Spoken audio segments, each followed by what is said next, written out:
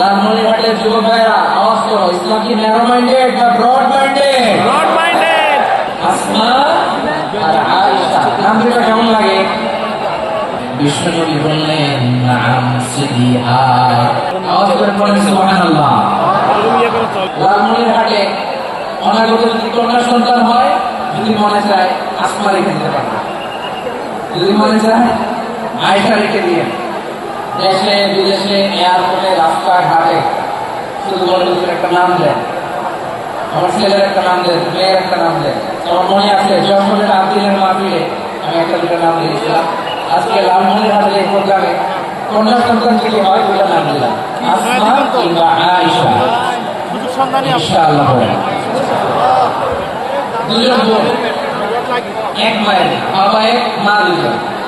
আয়েশা রাদিয়াল্লাহু তাআলা তার মায়ের নাম উম্মে রুমান, আর আসমা রাদিয়াল্লাহু তাআলার মায়ের নাম ফুতাইলা বিনত আব্দুল উজ্জা। আবু রাদিয়াল্লাহু তাআলা চারটা বিয়ে করেছেন। একই ঘটনা ঘটেছে এই ফ্যামিলিতে। আসমা ইসলাম ধর্ম গ্রহণ করে মুসলিমা, কিন্তু তার মা ফুতাইলা মুশরিকা। আই রিপিট, বোঝার জন্য আমি আবার বলি, আসমা রাদিয়াল্লাহু তাআলা মুসলিমা, আর আসমার মা ফুতাইলা, আওয়াজ করে বলে থাকলে বলেন আসমার মা মুশরিকা। তার মানে মেয়ে মুসলিম, মা মুসলিম, ভেজাল আছে না নাই? কিন্তু ফুতাইলা আর ধৈর্য ধারণ করতে পারে না। লাল সেরাদন, কলিজার টুকরা দন, কলিজার টুকরা সন্তান আসমারে দেখতে বড় মন চায়। আসমা রাদিয়াল্লাহু তাআলা মক্কা থেকে হিজরত করে মদিনায় চলে গেলেন। রেলওয়ের খবর দেখবেন না, যখন মক্কা মদিনায় রেলওয়ের খবর আছে ভাই, সাউন্ড দিয়ে স্টেডিয়ামে এখন তো সাউন্ড দিতে পারে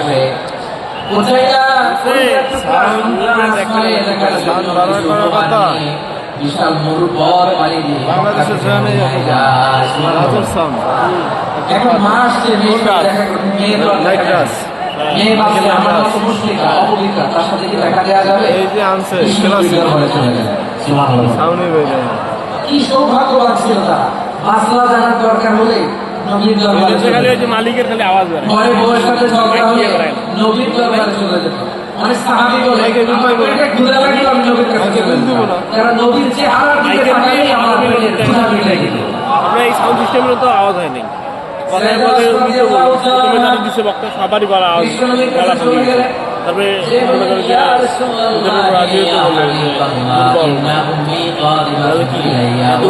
গুলিয়ে কোনো লাভ হইলো, লাইনের বুঝবে না আমার জানতে বড্ড ইচ্ছে হয় আমি আমার মুশরিকা মায়ের সাথে একটু দেখা করতে পারবো কিনা। যেমনি আমি আমার মায়ের সাথে ভালো আচরণ করতাম, যেমনি আমি আমার মায়ের সাথে ভালো আচরণ করতাম, এখন আমি মুসলিমা মা মুশরিকা, এখন কি আগের মতো ভালো আচরণ করতে পারবো নাকি? বিশ্বনবী বললেন নাম সিদিহা, অবশ্যই অবশ্যই আগে ঠিক যেমন তুমি তোমার মায়ের সাথে ভালো আচরণ করবে, এখনো তেমনি আগের মতো ভালো আচরণ করবা।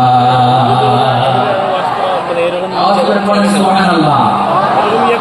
কি ইসলাম আমরা পেয়েছি, কত ব্রড মাইন্ডেড আমাদের ইসলাম, কত ওপেন মাইন্ডেড। ইসলাম ওপেন আপ করতে পারে, চিন্তা করতে পারে। বিষ্ণু বলেন হ্যাঁ অবশ্যই, আগে যেমনি ভালো আচরণ করছে আসমা, এখন ওইরকমই করো, পারলে আরো বাড়াই করো। সুবহানাল্লাহ। তাহলে আমার যে হিন্দু ভাইরা, হিন্দু বোনেরা, ইমানের বদৌলতে দৌলতে আপনি ধন্য হয়েছেন, আপনার আম্মা আব্বা এখন মুসলমান মায়ে, তাদের জন্য দোয়া করেন, তাদের জন্য দোয়া করেন, আল্লাহ যেন তাদেরকেও ইমানের দৌলত দান করেন। আমরা সবাই বলি আমিন, আরো জোরে পড়েন আমিন। এখন বলেন ইসলাম কি ন্যারো মাইন্ডেড রিলিজিয়ন না ব্রড মাইন্ডেড? লালমনিরহাটের যুবক ভাইরা আওয়াজ করো, ইসলাম কি ন্যারো মাইন্ডেড না ব্রড মাইন্ডেড? Broad minded. কতটা ব্রড মাইন্ডেড দেখেন।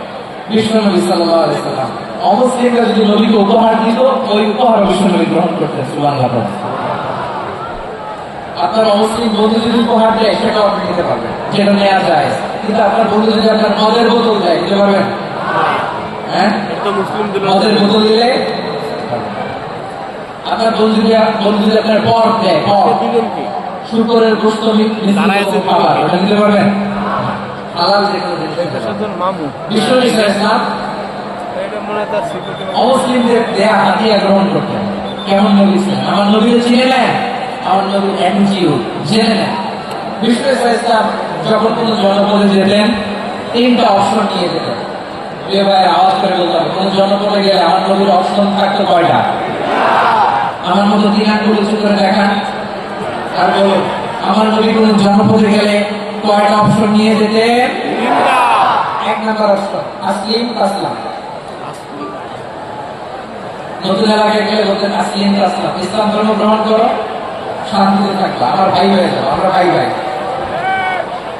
ইসলাম মানো আমরা ভাই ভাই অপশন নাম্বার কত 1 যদি বলে না ইসলাম মানবো না ওকে অপশন নাম্বার 2 মুসলিম হওয়ার দরকার নাই লা ইকরাহা ফিদ্দীন ইসলামে কোনো বাড়াবাড়ি নাই খ্রিস্টান আছো থাকো বৌদ্ধ আছো থাকো ইহুদি থাকতে চাও থাকো কিন্তু আমরা যেহেতু রিজিয়নাল সুপার পাওয়ার আমাদের আন্ডারে থাকো ট্যাক্স দিয়ে থাকো এটা বলে জিজিয়া আলেম যারা আছে বুঝবেন এটা আরবিতে কি বলে জিজিয়া you pay us the tax we will give you the security তোমরা ট্যাক্স দিবা আমরা সিকিউরিটি দিব আমাদের আওতায় থাকবে কেউ তোমাদেরকে আক্রমণ করতে পারবে না আমরা নিরাপত্তা দিব সুবহানাল্লাহ বলে এটা অপশন নাম্বার কত আচ্ছা বুঝে থাকলে বলেন 1 নম্বর অপশন কি ছিল ইসলাম ইসলাম মানে শান্তিতে থাকা ভাই ভাই আমরা ভাই ভাই অপশন নাম্বার 2 ট্যাক্স দাও আমরা নিরাপত্তা দিব মুসলিম হওয়া লাগবে না এখন 1 নম্বর মানে না 2 নম্বর মানে না মুসলিম হবো না ভালো খ্রিস্টান থাকো ট্যাক্স দাও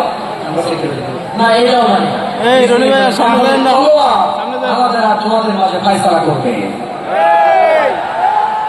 মুসলিম হওয়া না ট্যাক্স দিবা নিরাপত্তা দিব আমাদের আমরা সুপার পাওয়ার আমাদের আন্ডারে থাকবে এইটাও না তাহলে তোমাদেরকে তো আমরা বিশ্বাস করতে পারি না কখন না কখন বিশ্বাসঘাতকতা করো কার সাথে মিলে হাত মিলাও তলোয়ার আমাদের মাঝে ফয়সালা করবে তখন তিনি জিহাদের সশস্ত্র সংগ্রামের ঘোষণা দিতেন সুবহানাল্লাহ পড়ে দেখেন পশ্চিমারা জিহাদকে এইভাবে চিত্রায়িত করে না ওরা জিহাদ বলতে বোঝায় তলোয়ার হাত কাটো গলা কাটো না জিহাদ সশস্ত্র সংগ্রাম 3 নম্বরে অধিকাংশ ক্ষেত্রেই বিশ্বনবীর সুন্দর আচরণ দেখে আরে আমার নবী যে নুরানি চেহারা অনেকে তো কেবল স্রেফ চেহারাটা দেখে কালিমা পড়ে মুসলমান হয়ে গিয়েছে সুবহানাল্লাহ যারা মুসলিম হয় নাই তারা তাদের ইসলামী গর্ববোধ ছিল ট্যাক্স দিয়ে ইসলামের আন্ডারে ছিল মিল আছে যারা এটাও মানে নাই ওইটাও মানে নাই তাদের বিরুদ্ধে জেহাদ বিশ্ব ইসলাম সপ্তম হিজরিতে যখন খায়বার বিজয়ের পরে ইসলাম রিজিয়নাল সুপার পাওয়ার হিসেবে আত্মপ্রকাশ করলো বিশ্বনবী চিঠি লিখলেন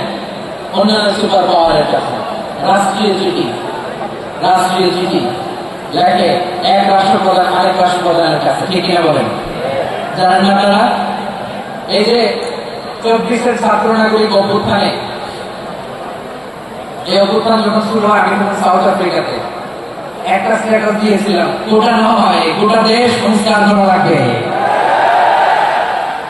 শুধু বাংলাদেশ নয় সারা বিশ্বে বাংলা ভাষাভাষী লোকেরা এই আন্দোলনের সাথে সমর্থন তারা করেছে এটাকে সাপোর্ট করেছে তারা সমর্থন দিয়েছে আমাদের ইউনাইটেড আরব আমিরাতের বাংলাদেশি ভাইরা তারা সেখানে রাস্তায় নেমে এসেছিল জানেন ওইখানে ডেমনস্ট্রেশন করা যায় না সেখানকার সরকার তাদেরকে যাবজ্জীবন দিয়েছিল তখন আমাদের এই যে প্রধান উপদেষ্টা ডক্টর মোহাম্মদ ইউনূস সরাসরি G2G বলে G2G government to government G2G উনি চিঠি লিখলেন যে তাদেরকে ইউর হাইনেস এই সম্মানিত আমির আপনি আমার এই চিঠির কারণে আমার সম্মানে এই 53 জন বাংলাদেশিকে মাফ করে দেন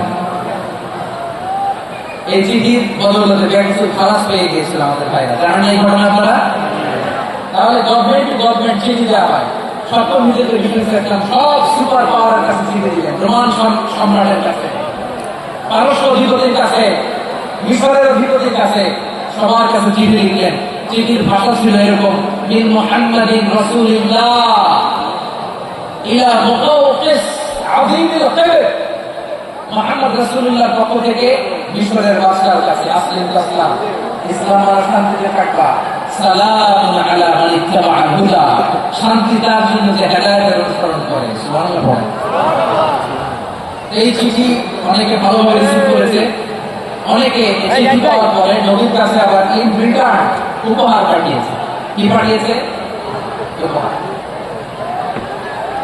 মিশরের বাদশাহ মুকাওকিস তিনি বিশ্বনবীকে বিশাল এক উপহারের গাড়ি পাঠিয়েছেন। মিশরের বাদশাহ মুকাওকিস ছিলেন ধর্মে খ্রিস্টান। লালমনিরহাটের ভাইয়ের আওয়াজ করে বলেন, মিশরের বাদশাহ ধর্মে কি ছিল? খ্রিস্টান। কি উপহার দিয়েছিল আমার নবীকে? শুনতে মনে চায়? আওয়াজ নাই, লালমনিরহাটের গলা শুনতে মনে যায়? 1000 স্বর্ণ মুদ্রা, 1000 স্বর্ণ। 2টা খ্রিস্টান দাসী, একজনের নাম মারিয়া বিনতে শামউন আল-কিবতিয়া, আরেকজনের নাম সিলিন বিনতে শামউন আল-কিবতিয়া। একজন খ্রিস্টান দাস 20 খান কাপড় জামা বানানোর জন্য, আমরা নবী যেন সেলাই করে জামা বানাতে পারে এজন্য 20 খান কাপড়, 20 খান ফাইন গার্মেন্টস কথা বলবেন না। এরপরে একটা গাধা, যেটার নাম ছিল ওভাই, আর একটা কচ্ছপ, এটার নাম ছিল দুলদুল। কচ্ছপ ছিলেন গাধা আর ঘোড়ার ক্রসিং এ যে প্রাণীটা দুনিয়াতে আসে ওটা কচ্ছপ। এই যে সুপার পাওয়ার খ্রিস্টান বাদশার কাছে নবী চিঠি লিখলেন, ওই খ্রিস্টান বাদশা আমার নবীকে উপহার দিল। বিশ্বনবীকে এই উপহারগুলো সানন্দে গ্রহণ করেছে। সুবহানাল্লাহ বলবেন না? তাহলে অমুসলিম কেউ যদি আপনাকে উপহার দেয়, হালাল উপহার বলে আপনি গ্রহণ করতে পারবেন।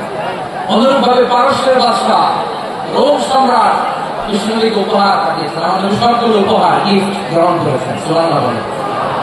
তাহলে প্রিয় লালমনিরহাট, আওয়াজ করে বলুন, ইসলাম কি ন্যারো মাইন্ডেড রিলিজিয়ন না ব্রড মাইন্ডেড?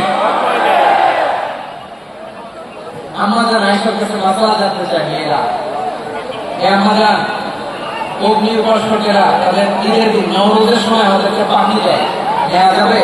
উনি বললেন ওরা জবাই করে দিলে নেওয়া যাবে না, ওরা যে ফলমূল এরকম খাবার দেয় এগুলো নেওয়া যাবে না। তার মানে অমুসলিমদের দেওয়া উপহার এটা গ্রহণ করা যায়। সুবহানাল্লাহ বলেন। শুধু তাই নয়, বিশ্ব ইসলাম অমুসলিমদের সাথে আর্থিক লেনদেনও করছেন, ফিনান্সিয়াল ডিলিং করছেন। অমুসলিমদের সাথে প্রয়োজনে আপনি ফিনান্সিয়াল ডিলিং করতে পারেন। আমরা প্রায় দেখি বাজারের মিষ্টির দোকানগুলো আমার হিন্দু ভাইদের। লালমনিরহাটে মিষ্টির দোকান, দইয়ের দোকান কারা চালায়? তারপরে যে বারবার শপ, চুল কাটেছে নাপিত, অধিকাংশ নাপিতের দোকানে কারা? আমার হিন্দু ভাইরা। আপনি চুল কাটতে পারবেন কিনা? পারবেন কিনা বলেন? পারবেন। তার দোকান থেকে দই মিষ্টি কিনতে পারবেন কিনা? হ্যাঁ, আমার মুসলিম ভাইয়ের দোকান থাকলে ওইটা আমি বেশি প্রায়োরিটি দিব, ঠিক কিনা?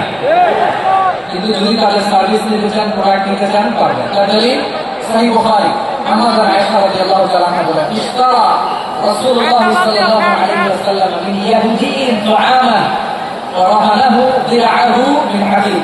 রাসূল সাল্লাল্লাহু আলাইহি ওয়াসাল্লাম এক ইহুদির কাছ থেকে, তার কাছ থেকে সবাই বলে নাই, তার কাছ থেকে আমার নবী প্যারা নবী এক ইহুদির কাছ থেকে জব কিনেছিল, জব বানিয়ে যেটাতে রুটি বানায়। ওই জবের দাম দেওয়ার টাকা পয়সা নবীর কাছে ছিল না। বলে নবী ওনার একটা পোশাকে মর্গেজ রেখেছিলেন, মর্গেজ বন্ধক, যে এখন এটার দাম দিতে পারবো না, কয়েক কেজি বার্লি নিয়ে যায় আর বন্ধক হিসেবে আমার জামাটা রেখে গেলাম, যেদিন দাম দিব ওই দিন জামাটা ছুটাই নিয়ে যাবো।